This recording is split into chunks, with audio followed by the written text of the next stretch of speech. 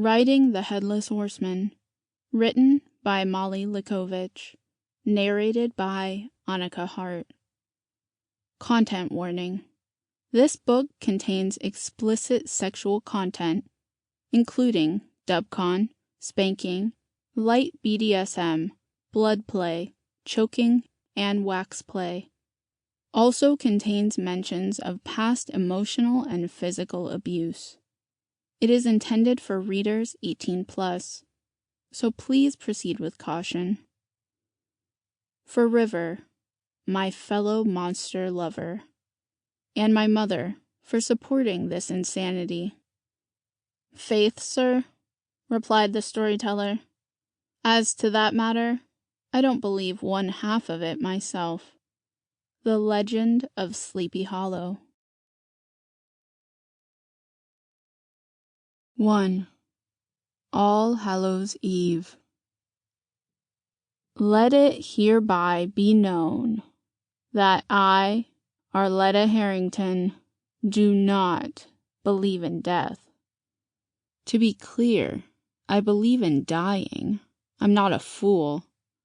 I just don't believe in the physical, humanoid embodiment of death that plagues our many forms of fiction. Take your pick of any of the deaths there have been on page and screen. Death in Gaiman's Sandman series. The Reaper from The Grim Adventures of Billy and Mandy. Death in The Book Thief.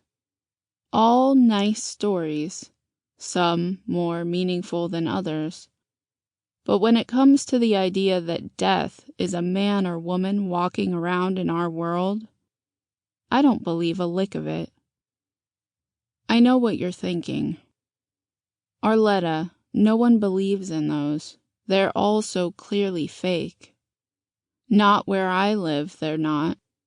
At least, not the idea, the legend that inspired them all. Here in Sleepy Hollow, most folks believe death to be a walking, talking person who comes into our town every autumn to terrorize those left lurking in the streets late at night. Whenever someone dies in October, it's chalked up to his handiwork, never what it actually is. Like sickness or infection.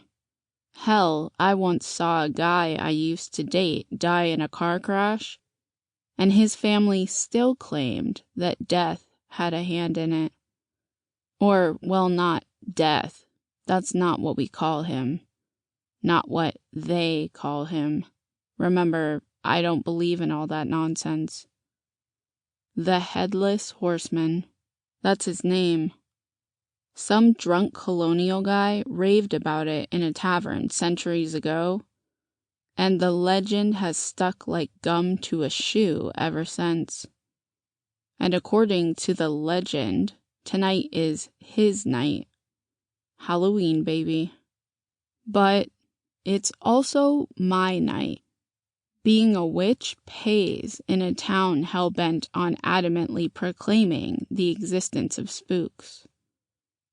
This is why I've had a line of customers outside my cottage all evening waiting for one of my readings.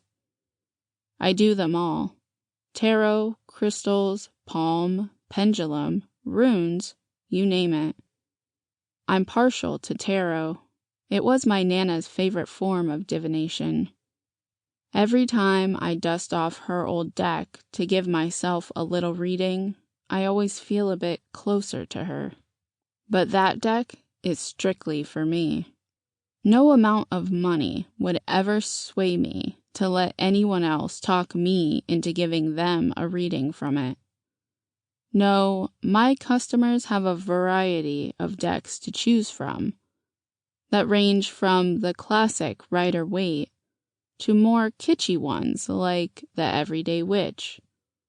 I even have a few movie-themed decks. Alice in Wonderland, Labyrinth. I even have a Jane Austen deck. It's not very accurate. It thinks we're all going to be spinsters. But I am 28 and unwed. So by Austen standards, I suppose it's right. Some Sample complete. Ready to continue?